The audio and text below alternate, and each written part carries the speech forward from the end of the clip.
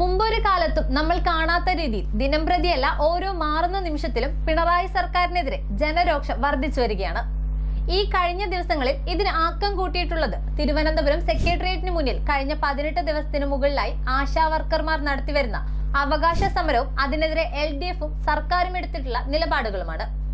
തുച്ഛമായ വേതനം കൂട്ടിത്തരണമെന്നാവശ്യപ്പെട്ട് സമരം നടക്കുമ്പോൾ തന്നെ തങ്ങളുടെ സ്വന്തം സഹയാത്രികരായ PSC അംഗങ്ങൾക്കും വിവിധ തലത്തിൽ പ്രവർത്തിക്കുന്ന വക്കീലന്മാർക്കും സംസ്ഥാനത്തെ കടുത്ത സാമ്പത്തിക സ്ഥിതി മറച്ചുവെച്ചുകൊണ്ട് നൽകിയ ശമ്പള വർധന ജനങ്ങളെ ആകെ ഒരു കടുത്ത നിലപാടിലേക്ക് നയിച്ചിരിക്കുകയാണ്. 13 മാസം അകലെയാണ് കേരളത്തിൽ അടുത്ത അസംബ്ലി തെരഞ്ഞെടുപ്പ് നടക്കാനിരിക്കുന്നത്. പക്ഷേ മഹാഭൂരിപക്ഷം വരുന്ന കേരള ജനത ഇതിനോടകം തന്നെ LDFനെ ഒരു പാഠം പഠിപ്പിക്കണമെന്ന് തീരുമാനിച്ചിട്ടുണ്ട്. ഇതുതന്നെയാണ് രാഷ്ട്രീയ തലത്തിൽ സംസ്ഥാനത്തെ ഒട്ടാകെയുള്ള പ്രധാന ചർച്ചാ വിഷയവും. കഴിഞ്ഞ ദിവസം 2026 തെരഞ്ഞെടുപ്പിനോട് സംബന്ധിച്ചുള്ള ഗ്രൗണ്ട് സീറോയുടെ സമഗ്ര കവറേജ് ആരംഭിച്ചത് തന്നെ LDFിൽ നിന്നും UDF പിടിച്ചെടുക്കാൻ സാധ്യതയുള്ള 15ലേറെ അസംബ്ലി മണ്ഡലങ്ങളായിരുന്നുവെന്ന് നിങ്ങൾ ഓരോരുത്തരും ഓർക്കുമല്ലോ. ഇന്ന് നമ്മുടെ ചർച്ചയുടെ ഭാഗമായി പരിശോധിക്കുന്നത് കോൺഗ്രസ് നേതൃത്വം നൽകുന്ന UDF അടുത്ത കൊല്ലം സുനിശ്ചിതമായി വിജയമുറപ്പിച്ച സീറ്റുകളെ കുറിച്ചാണ്. കഴിഞ്ഞ കൊല്ലം നടന്ന പാർലമെന്റ് തെരഞ്ഞെടുപ്പിനെ കൂടാതെ 2016ലെയും 2021ലെയും അസംബ്ലി തെരഞ്ഞെടുപ്പുകളുടെ ഫലങ്ങൾ കൂടി ആസ്പദമാക്കിയാണ് UDFന് വ്യക്തമായ സീറ്റുകളെ കുറിച്ച് ഞങ്ങൾ ഈ ലിസ്റ്റിനെ രൂപപ്പെടുത്തിയിട്ടുള്ളത്. കാസർഗോഡിൽ നിന്ന് നമുക്ക് ഈ യാത്ര തുടങ്ങാം.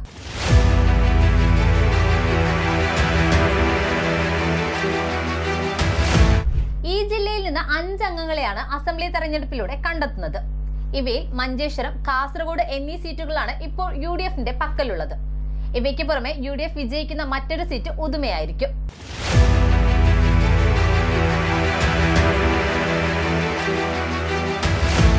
കണ്ണൂർ ജില്ലയിൽ ഏറെ നേട്ടങ്ങൾ UDF കൊയ്യുമെന്ന് തന്നെയാണ് ഞങ്ങൾ വിശ്വസിക്കുന്നത്. ഇരിപ്പൂർ, അഴീക്കോട്, പേരാവൂർ, കണ്ണൂർ എന്നീ മണ്ഡലങ്ങളിൽ UDFന്റെ സീറ്റ് ഭദ്രവുമാണ്. ഇതുകൂടാതെ UDFന് സാധ്യതയുള്ള മറ്റൊരു സീറ്റ് കൂത്തുപറമ്പാണ്.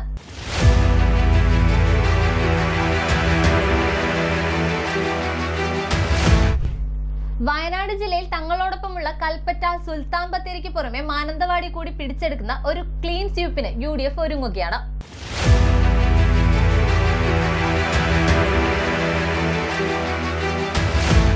കോഴിക്കോട് 2021 UDFനെ സംബന്ധിച്ചിടത്തോളം ഏറെ നിരാശാജനകമായിരുന്നു. എന്നാൽ അടുത്ത കൊല്ലം വടകരയ്ക്കും കൊടുവള്ളിക്കും പുറമെ കുറ്റ്യാടി, കൊയിലാണ്ടി, കോഴിക്കോട് സൗത്ത്, തിരുവമ്പാടി, നാദാപുരം എന്നീ സീറ്റുകളിൽ UDF ഇന്ന് ബഹുദൂരം മുന്നിലായിരിക്കും.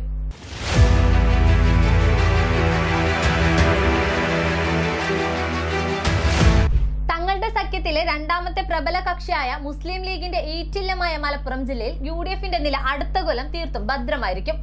16 സീറ്റുള്ള ഈ ജില്ലയിൽ നിന്നും കുറഞ്ഞ പക്ഷം 14 UDF സാമാജികർ അടുത്ത നിയമസഭയിൽ അംഗങ്ങളായിരിക്കുമെന്ന് തീർച്ച. UDFന്റെ സമ്പൂർണ്ണ തേരോട്ടം ഈ ജില്ലയിൽ പ്രകടമായിരിക്കും. UDF ജയിക്കുമെന്നുറപ്പുള്ള സീറ്റുകൾ കൊണ്ടോട്ടി, ഏർനാട്, നിലമ്പൂർ, വണ്ടൂർ, മഞ്ചേരി, പെരിന്തൽമണ്ണ, മങ്കട, മലപ്പുറം, വേങ്ങര, വള്ളിക്കുന്ന്, തിരൂരങ്ങാടി, താനൂർ, തിരൂർ, കോട്ടയ്ക്കലും എന്നിവയായിരിക്കും.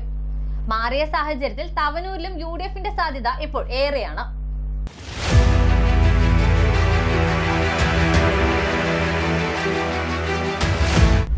നിലവിൽ പാലക്കാട് ജില്ലയിൽ പാലക്കാടും മണ്ണാർക്കാടുമാണ് UDFന്റെ പക്കലുള്ളത്. എന്നാൽ ഇവയ്ക്ക് പുറമെ തൃത്താല, പട്ടാമ്പി, ഷൊർണൂർ, നെന്മാറ, ചിറ്റൂർ സീറ്റും UDF പിടിച്ചെടുക്കാൻ സാധ്യതയുണ്ട്.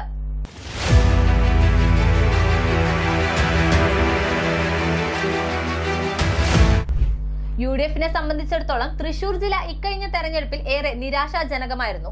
ഇത്തവണത്തെ പാർലമെന്റ് തെരഞ്ഞെടുപ്പിലും സ്ഥിതി വ്യത്യസ്തമല്ലായിരുന്നു. എന്നാൽ കോൺഗ്രസിനുള്ളിലെ പടലപ്പിണക്കം മാറ്റി നല്ലൊരു നേതൃത്വ നിരയെ അവിടെ പുനഃസ്ഥാപിച്ചാൽ തൃശൂർ, നാട്ടിക, ഇരിഞ്ഞാലക്കുട, വടക്കാഞ്ചേരി എന്നിവ ചാലക്കുടിക്കൊപ്പം നേടാൻ സാധ്യതകൾ ഏറെയാണ്.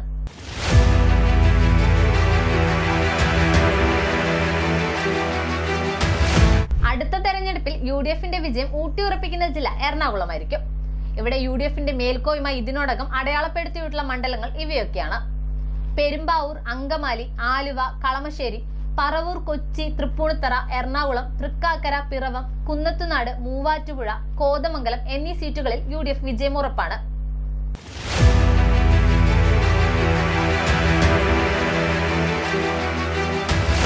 അഞ്ച് സീറ്റുള്ള ഇടുക്കി ജില്ലയിൽ UDF നല്ല രീതിയിലുള്ള പ്രകടനം നടത്തുമെന്ന് വേണം കരുതാൻ.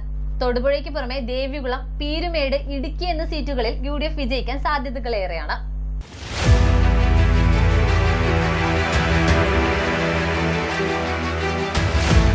ഹരിപ്പാട് ഒഴികെ ആലപ്പുഴയിൽ ബാക്കി മണ്ഡലങ്ങളിൽ വൻ തിരിച്ചടിയാണ് UDF കഴിഞ്ഞ തവണ നേരിട്ടത്. എന്നാൽ അത് തീർത്തു മാറ്റിമറിച്ച് ആലപ്പുഴ, കുട്ടനാട്, കായംകുളം, ചെങ്ങന്നൂർ എന്നീ മണ്ഡലങ്ങൾ തിരിച്ച് UDF കോളത്തിൽ സ്ഥാനം പിടിക്കാൻ സാധ്യതയുണ്ട്.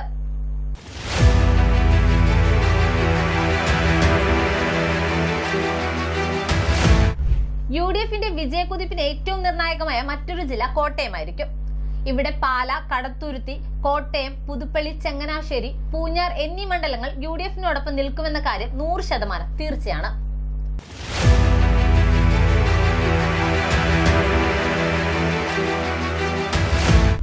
(2021) തീർത്തും UDF വാഷൌട്ടായ ജില്ലയാണ് പത്തനംതിട്ട. എന്നാൽ വരുന്ന തെരഞ്ഞെടുപ്പിൽ തിരുവല്ല, ആറന്മുള, കോന്നി, അടൂർ എന്നിവ UDFനോടൊപ്പം നിൽക്കുമെന്നാണ് കണക്കുകൾ സൂചിപ്പിക്കുന്നത്.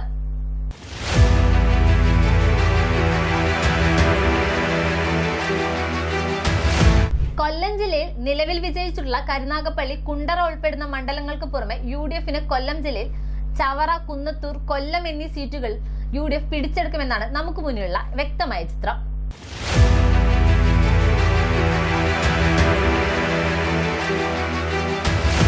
തലസ്ഥാന നഗരിയായ തിരുവനന്തപുരത്ത് കഴിഞ്ഞ കൊല്ലത്തെ പോലെ ശക്തമായ ത്രികോണ മത്സരം നമ്മൾ മുൻകൂട്ടി കാണണം.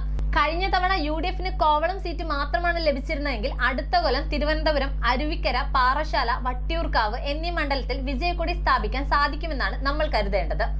ഇത് കണക്കിലെടുത്താൽ UDFന് കുറഞ്ഞ പക്ഷം അടുത്ത തെരഞ്ഞെടുപ്പിൽ 85 സീറ്റുകൾ കിട്ടാനാണ് സാധ്യത. ഇത് അവസാന കണക്കല്ല. നവംബറിൽ നടക്കുന്ന തദ്ദേശീയ സ്വയംഭരണ സ്ഥാപനങ്ങളിലേക്കുള്ള തെരഞ്ഞെടുപ്പ് നമുക്ക് കുറച്ചുകൂടി വ്യക്തമായ ഒരു ചിത്രം സമ്മാനിക്കും. അതുകൂടി കണക്കിലെടുത്ത് നമുക്ക് മറ്റൊരു ദിവസം ഇതേ വിഷയം ചർച്ച ചെയ്യാം. അങ്ങനെ പറയുമ്പോൾ തന്നെ ഒരു കാര്യം വ്യക്തമാകട്ടെ, അടുത്ത കൊല്ലം അസംബ്ലി തെരഞ്ഞെടുപ്പിൽ UDFന് വ്യക്തമായ ഭൂരിപക്ഷം ലഭിക്കുമെന്നുള്ളത് ഇതിനോടകം കേരള ജനത തീരുമാനിച്ചിട്ടുണ്ട് എന്ന സത്യം നമ്മൾ ഓരോരുത്തരും വിസ്മരിക്കരുത്. ഇത് നമുക്ക് നൽകുന്ന പാഠം ഒരു മൂന്നാം ഊഴം LDFന് ലഭിക്കില്ല എന്നതുകൂടിയാണ്.